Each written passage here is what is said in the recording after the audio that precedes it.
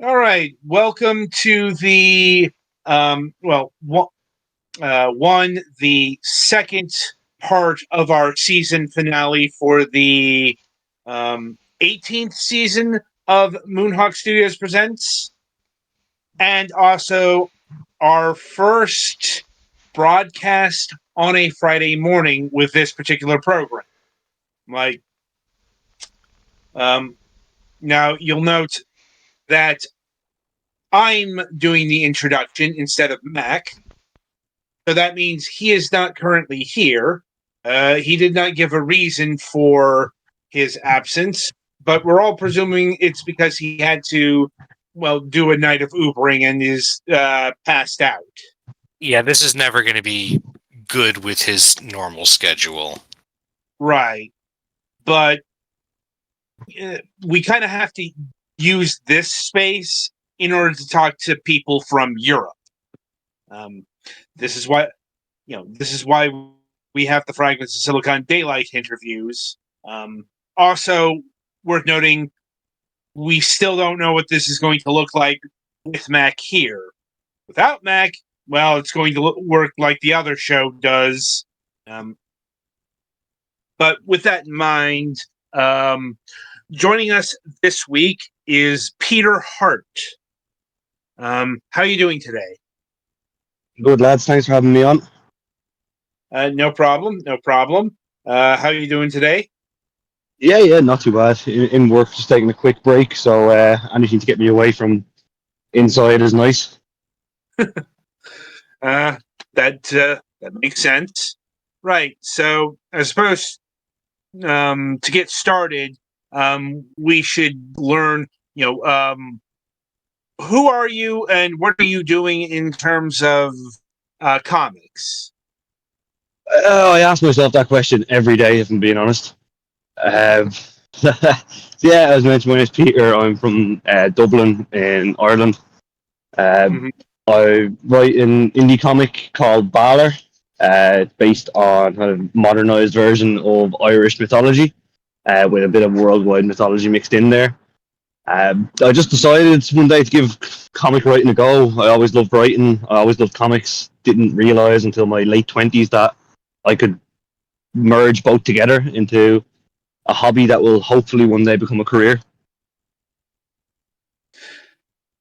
Not the first time we've heard such sentiments expressed in terms of working within the specifically the indie comics industry, though that kind of range is quite big. Like we have indie comics people who actually have worked on big time comics or mid-sized comics, however you define like Dark Horse or Dynamite Comics.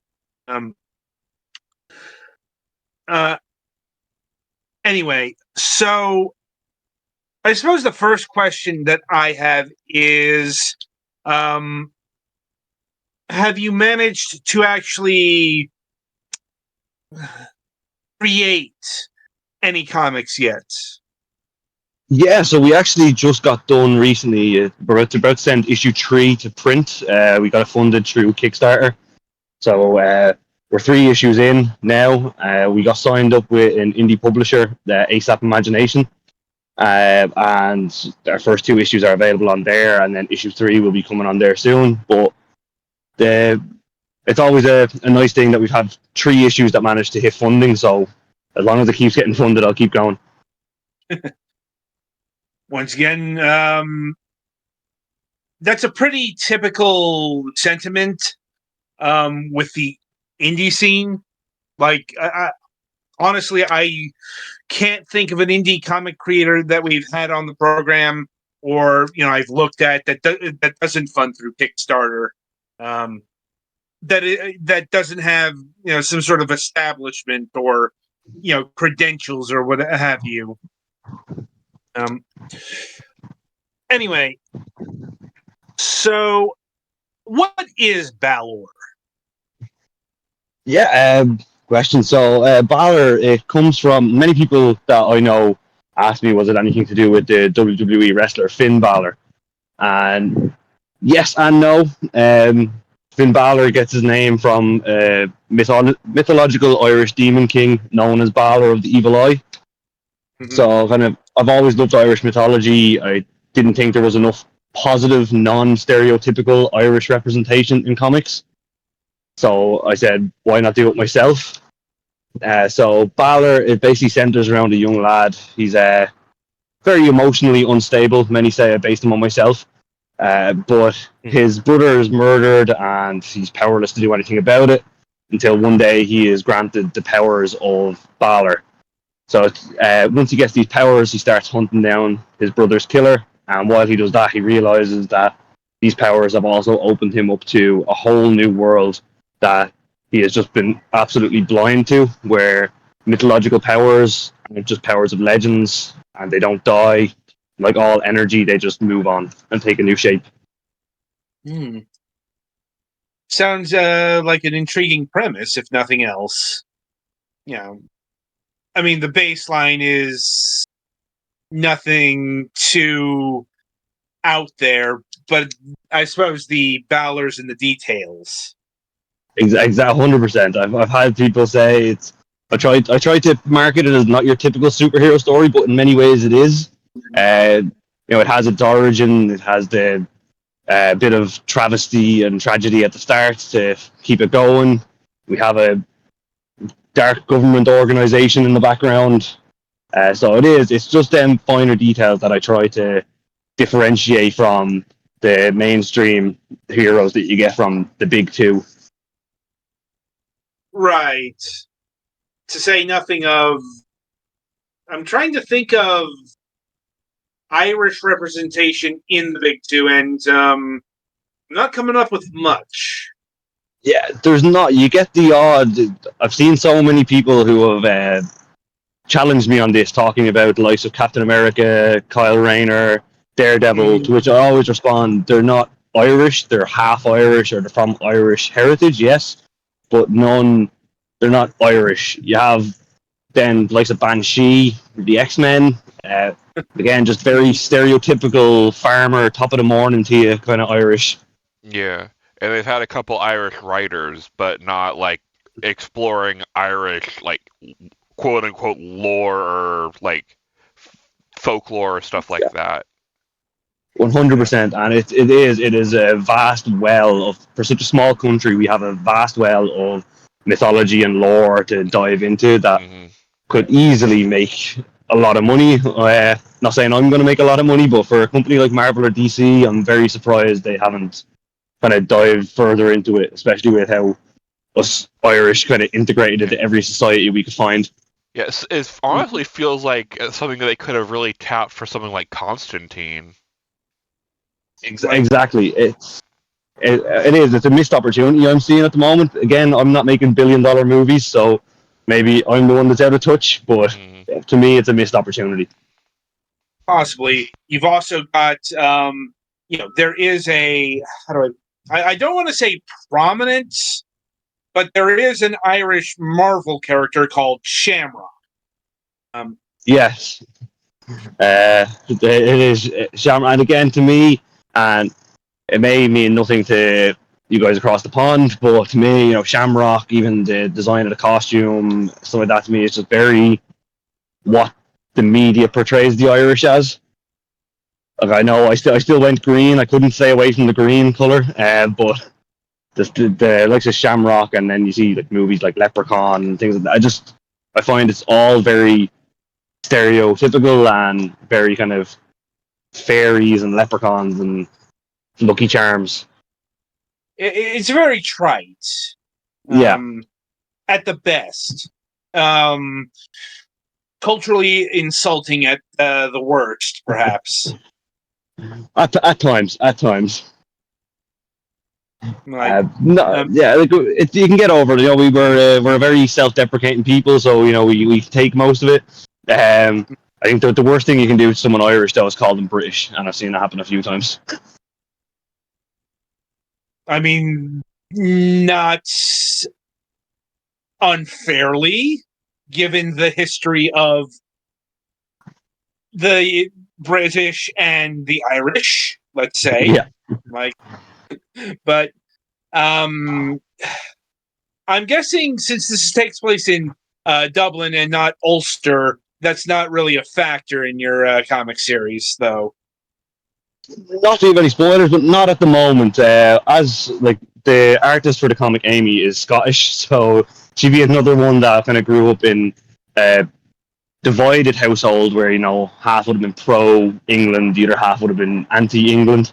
So we do have a few kind of Easter eggs and little kind of jokey digs, not so much insults, but kind of little one-liners here and there that are spread throughout to just kind of just show the Irish sense of humor mixed in with the history between the Irish and the British.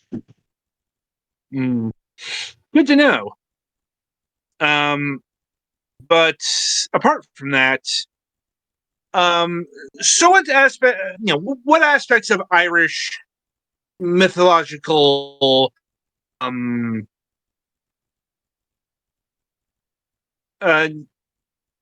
trying to think of the word here, knowledge would you be drawing upon it that wouldn't be too familiar, like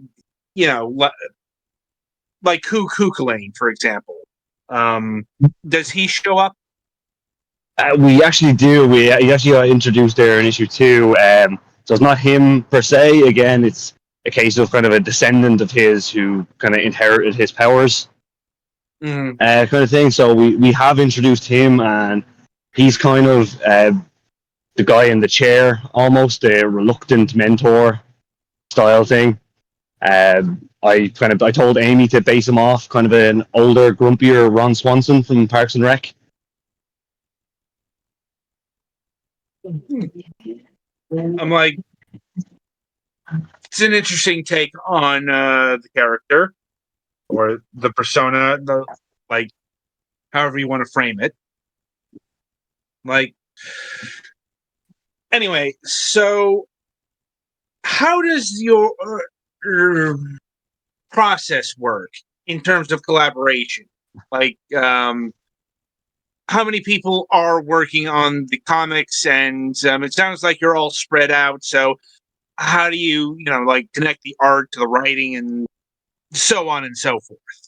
Yeah, at the moment, there's only 2 of us working on issue 3. We went back to the original from issue 1. Amy does the artwork and the colors, and I do the writing and the lettering.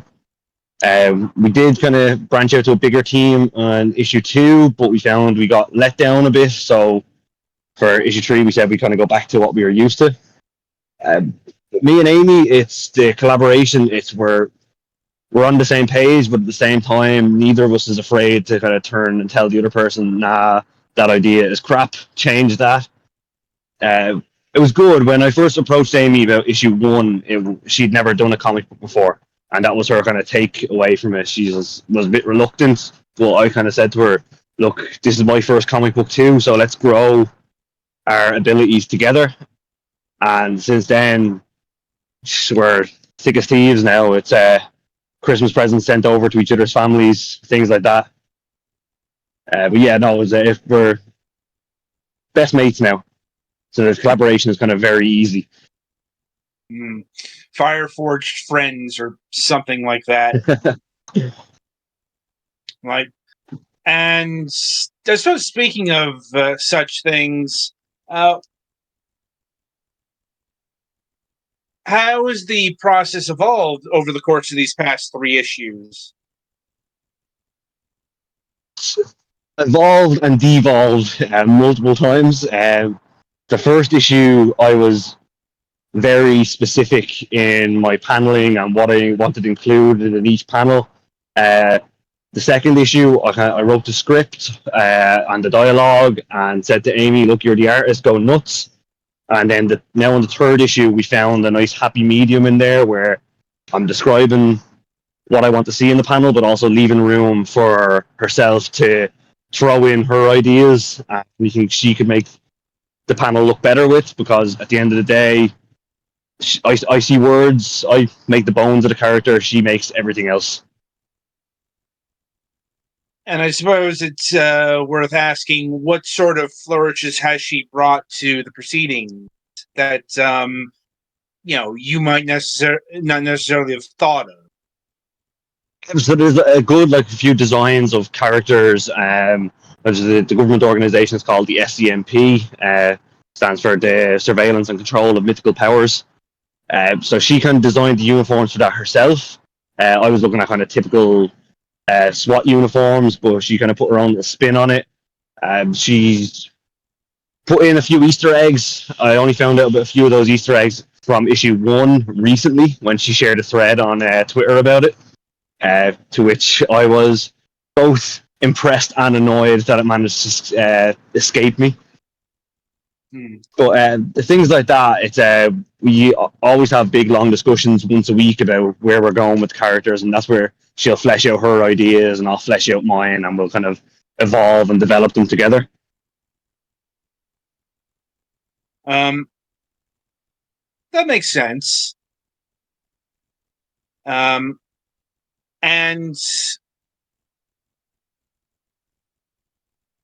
how long is Balor supposed to go on for if it has a planned sort of issue count? If I just know now, when Amy sits down to listen to this, she's going to be laughing at that question. Because I have a horrible habit of getting way ahead of myself. In terms of like where I would love Balor to go, I have it planned right up till if hit issue 50, and have a spin-off book planned.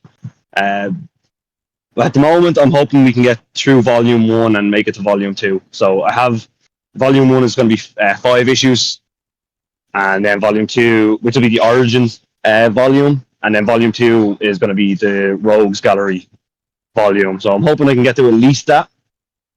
But yeah, we'll see. Indie comics is a cruel landscape. Like that, it can be. That it can be.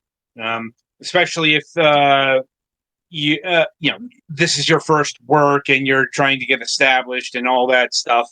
I mean, granted, we've had people who have had multiple approaches to that. Like, you know, there are those who focused on, like you, the one title, and then there are the people who have many comics that have like a few issues come out, and everything in between.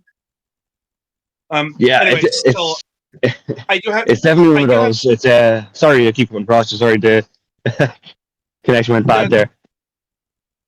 Go ahead. No, I was just saying there what you're saying. It's what you're saying. I have another comic planned that I'm still kind of in the planning stage for it, but I see a lot of writers like you were saying yourself that I've spoke to that have met tons of different comics, and which will help them if they're looking to get noticed by the big companies, because the more you have out and the more versatile you can show your work is, the better. But then on the flip side of that, if you have one comic that you've managed to keep going in the indie space for a long time, it also makes you stand out. So it's both good routes to go. Just it is very, very hard to get noticed. Right. Though it does sound like you managed to accomplish the noticing part if you've got a publisher behind you now. Yeah, ASAP, they're actually really good. So the publisher is called ASAP Imagination. They have their own kind of worlds of comics there, and then they have a kind of sub genre called Any One World, where there's a lot of indie comics and novels that have signed up to it. They're based in England. Believe it or not, yes, I'm working with a publisher from England, which makes the little digs and jokes even more ironic. Yeah, I mean, but yeah, no, they're good. I suppose that that does beg an additional question. Is there like any indie Irish publications? There is a couple out there, but when we were scouting for publishers for Balor, which we only kind of done just before we got with ASAP, it wasn't something that I thought of before. I just wanted to get established.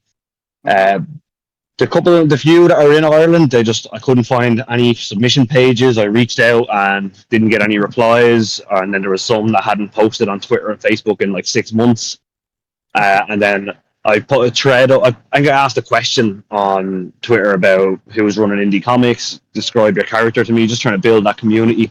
And ASAP came in, and we got the Hades, the head guy. We got speaking, and I sent him over a copy of Balor, and he kind of asked would be interested in signing up with them.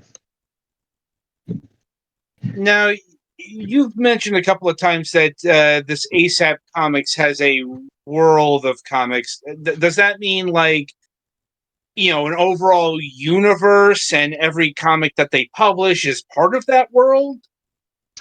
Yes and no. So there's kind of two subgenres of it. There's one they call Our World, which they have that would be a connected universe, and then there's Any One World, which is just like a plethora of very impressive indie comics set in all different places and times. So Balor would be on the Any One World side of it. So kind of operating how I want to say DC does it. Yeah, similar to that. They'll have their kind of overall connected universe, and then they have their kind of side universe. Right, like things that were published under, say, Vertigo, weren't necessarily part of the actual DC universe. Exactly. Yes, it's very similar to that. As opposed to Marvel, where at least at one point everything they published was part of the Marvel universe, and that included licensed works, which has caused some problems. But at first it was a good idea, have everything under the same universe, but geez, it got hard to keep up.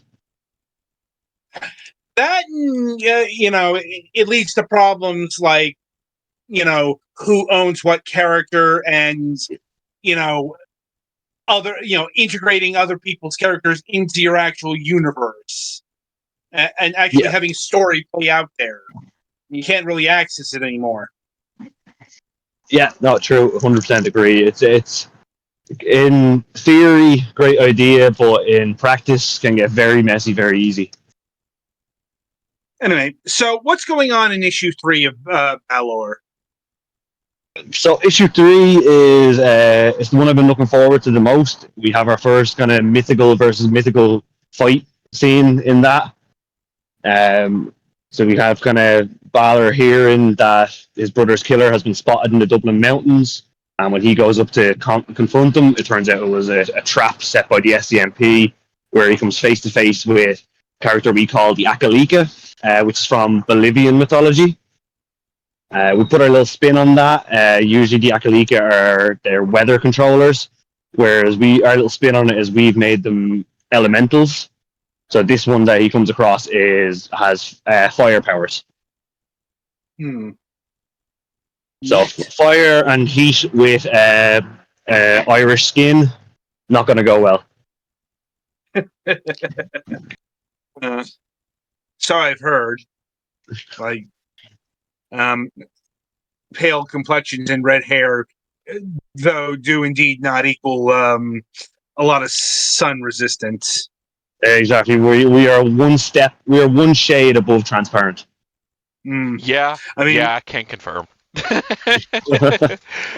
Yeah. I'm like, and so how long ago was the Volume 3 Kickstarter, or the Issue 3, sorry? So it actually just finished up at the end of August. It finished up. So there, 2 months ago. So our estimated delivery time on our Kickstarter was November, and we're progressing well on that. It's looking like we're going to get it sent out exactly on time. Was there a specific date in November, or just November? So we pitched it for the end of November. So as much as me and Amy would like to kind of fly through as quick as possible, we both, similar to yourselves, I'd say, we have full-time jobs and both have kids and families, so it's most of our writing and drawing time gets done in the dead of the night. Right. Such as the provocations of, work and life and all of that business. Exactly. Work-life balance is a myth.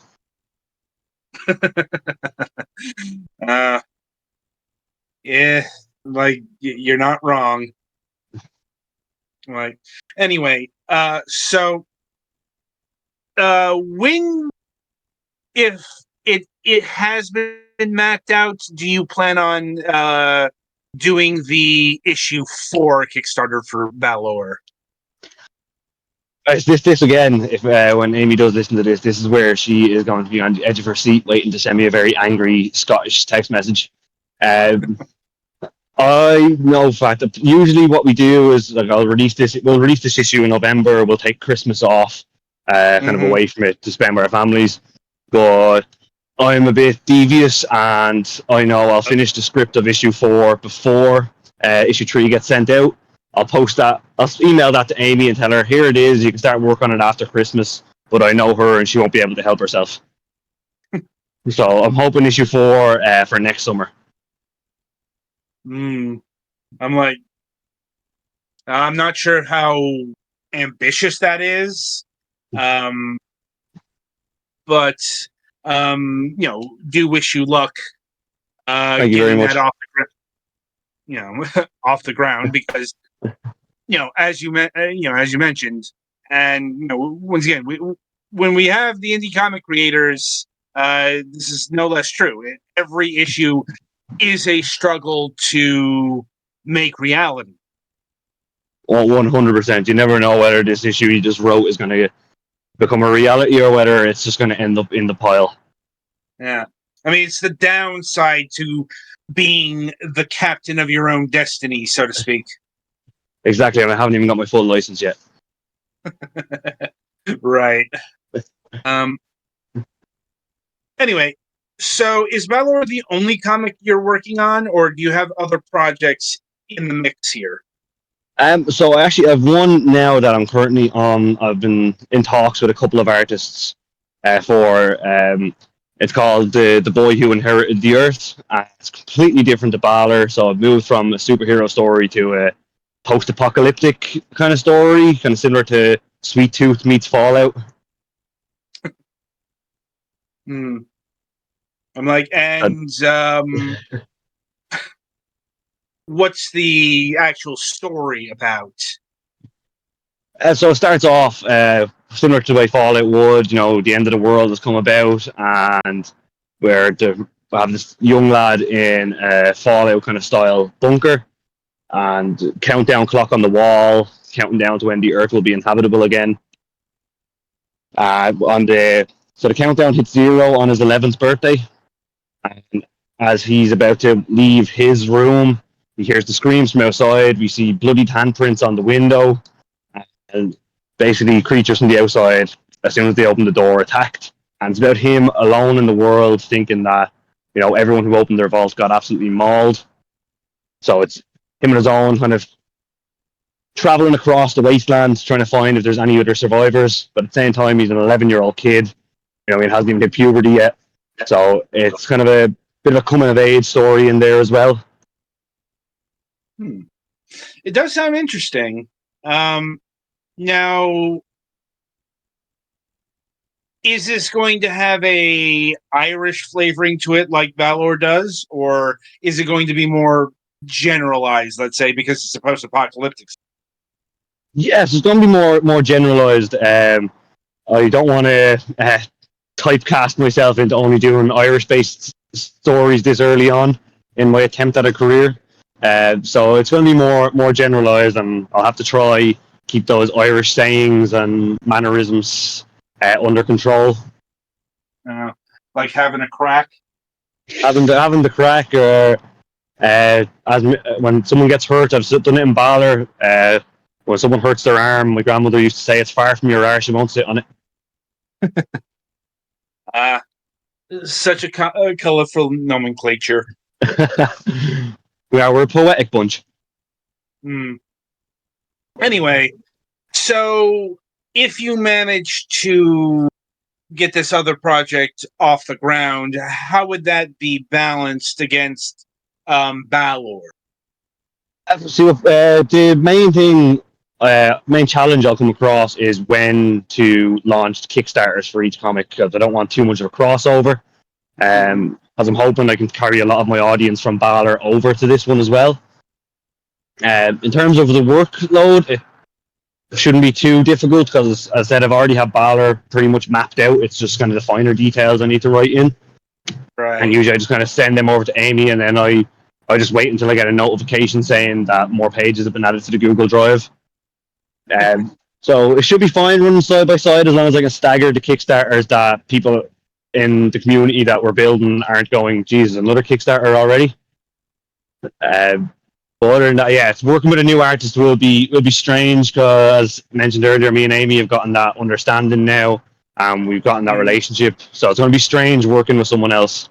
I did initially try to get Amy through this one as well, but she said with Balor, it's so much work already, and she wants to focus on that. Right. No, that makes sense. Like, and I suppose my final question for you at this stage is, do you do any sort of conventions, circuits, or anything like that? I'm honestly not sure how that would work locally. Not yet is the honest answer to that.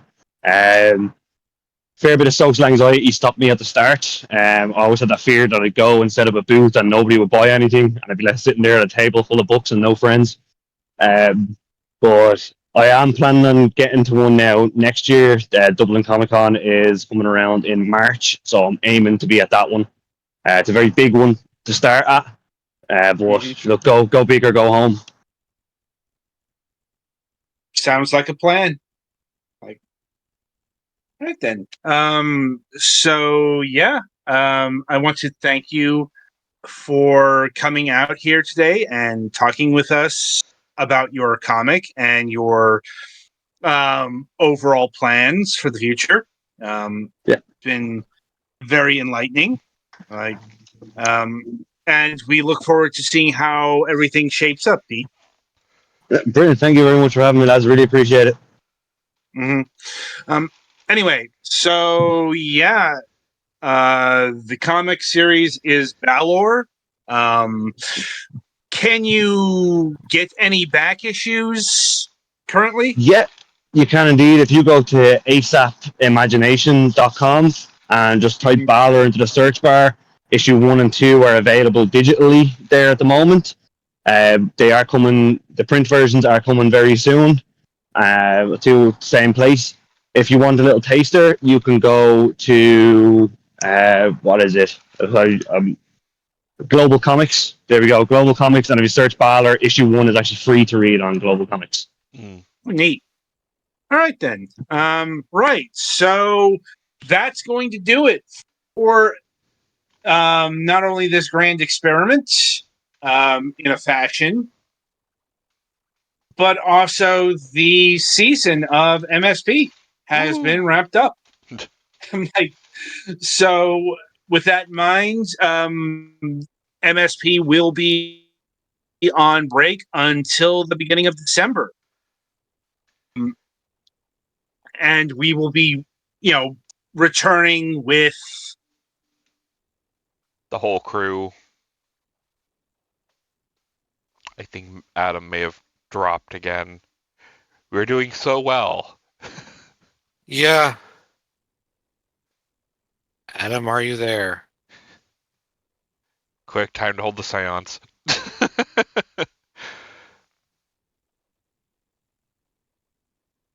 Oh, did he full on drop? Yeah, I think I just heard him be about. That was the guest. Okay.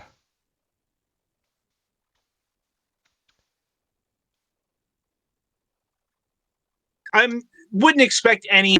Oh, you're back. Because it really does mess. Yeah, sorry. Like I said, there's a weird bug that's going on with Discord. When I click off of it, it starts breaking off the signal. I don't know what that is. You may want to just go see about if you can just Google the issue, because it seems like that's something that can be solved. It's just you need to figure out what's causing it. Right. I don't know. Anyway, It'd be weird if it's a bandwidth problem, but it could be. Yeah. Anyway, where did I cut off at? You were just doing like the end of season wrap up stuff, just starting it. Saying when Right. we were going to be back, and I think you were going to say with everybody, but I'm not sure. I'm like, yeah, it's like, yeah, we'll be back with the usual crew, usual guests. Hopefully, we'll have a new theme song, but you know, anything to do with it in that is up to Mac. And you know, given how his life is rolling right now, We'll there's find probably out. not time. Yeah. Anyway, that's the season. We'll be seeing you again in December. So until then, stay safe.